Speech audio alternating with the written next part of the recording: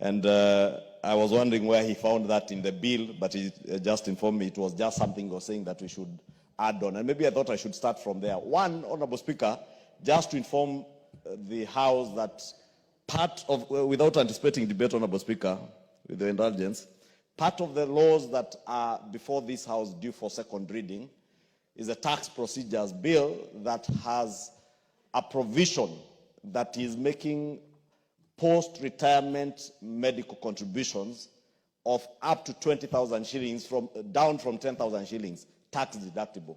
That means when you are serving as a member of parliament or any Kenyan who is in employment today, if you want to contribute to your post-retirement medical scheme, you are allowed to contribute up to 20,000 shillings per month. That's a total of 240,000 shillings a year, tax-free, without being taxed. And it becomes a tax-deductible expense. Therefore, that is to encourage us that when we are in active service, let us contribute to post-retirement medical schemes because they will come in handy. We do not need to ever go back to public coffers to pay for people who are in retirement. And I know Honorable Makali Mulu, being in the same profession with me, is getting it from the private sector, although he worked in the public sector, that in the private sector there are many companies that pay for their staff a post-retirement medical cover for at least a year for you to get naturalized to the world out there. But it's different for us as public officers because this money will have to be paid by taxpayers. And therefore, I just want to say I would not have agreed to that if it were in the bill. But when I perused through the bill, I discovered it's not there. And it's good to make that clear so that people out there do not misconstrue the intentions of this bill. Because when the public listens to anything they hear parliamentary, especially now when you talk about parliamentary pension scheme, they imagine it is more money that you are contributing, or members of parliament are getting more money. I was just checking my last pay slip, Honorable Speaker, and discovered every single month I contribute 59,328.50 cents to the parliamentary pension scheme. And this is money that is deducted from my salary over and above the NSSF contributions. Because again, there is a misconception that we pass laws here that don't affect us. But we pass laws that also affect us because we know better. We know beyond the term of active service, you will need it to be taken care of, Honorable Speaker. Today, millions of our elderly people above the age of 65 are under cash transfer programs, including former members of parliament. And the Honorable Undo has said, there are those that we see around here. But there are many others who are benefiting from the 2,500 shillings of the cash transfer program. But if they had a good pension scheme, they don't need to go back to public coffers to get cash transfer programs. And that is the essence even of NSSF, enhancing contributions. Because why we are having a society where everybody is dependent on public coffers is because you worked for 30 years, contributing 200 shillings a month. At the end of your 30 years of service, you have only saved 144,000 shillings. If you are given that money at the end of your term, active service, at the age of 60 or 55, within a few months, 144,000, you have wiped it out, or you are getting pension of about 2,000-3,000 shillings that cannot even take care of your medical expenses. Therefore, just for the record, Honorable Speaker, that this bill is coming at a very good time. And two, to tell the public, especially our fourth estate, because you will see that what they will report tomorrow in newspapers, and MPs increase their pensions, MPs increase their pay. This is money we are contributing from what we are already being paid. Two, Honorable Speaker, this bill aligns, as the mover said, with the 2010 Constitution, especially in roping in the Senate, those issues you've heard about widows and widowers. I don't know whether it is the law that never envisaged that there will be widowers, or never envisaged members of parliament being female. I don't know whether it also envisaged whether there will be members of parliament who will be single ladies who are not married or who have divorced or separated from their husbands. And it's also good to encourage them, such men and women who have divorced or separated from their husbands, to designate somebody. And I am not naming names. but I am sure there is somebody who is listening to me. You can designate even a colleague to take care of your children when you are not there. But also to encourage all of us to continue contributing. Honorable Speaker, the mover also did touch on the question of this making the pension, our pension scheme elective after you serve your first term.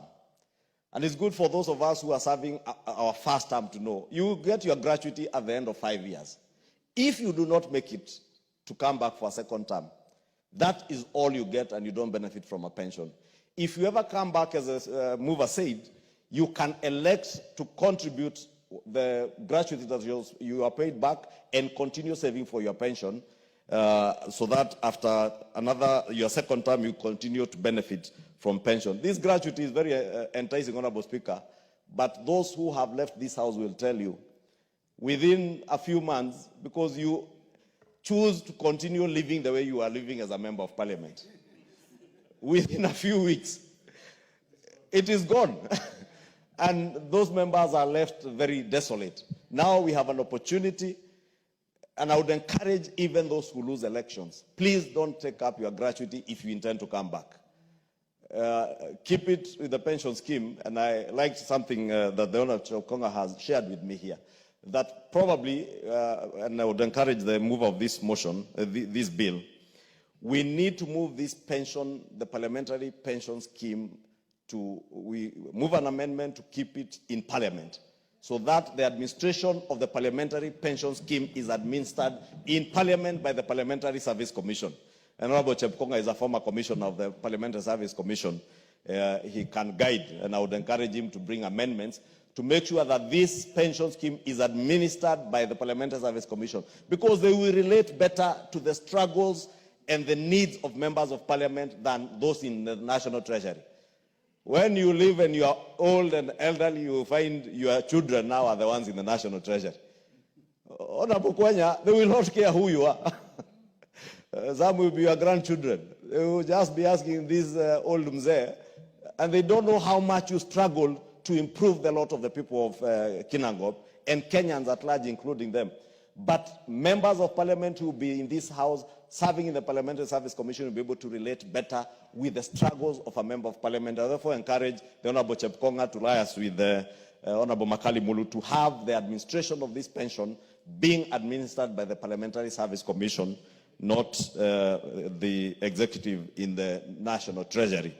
Because you will see the kind of distaste that even those in the executive have for former members of parliament. And those who pursue their pensions with the National Treasury will bear me witness as those who are former members of parliament. Lastly, Honorable Speaker, for young parliamentarians, increasingly, both in this house and in the other house in the Senate, younger members of parliament are being elected. The Honorable Toto, I think, was elected at 20-something, 24. Meaning even if she served for 3 terms, she will still be below 45 years. But she would be eligible to pension, and after 3 terms, she would have to wait for another 6 years to access her pension.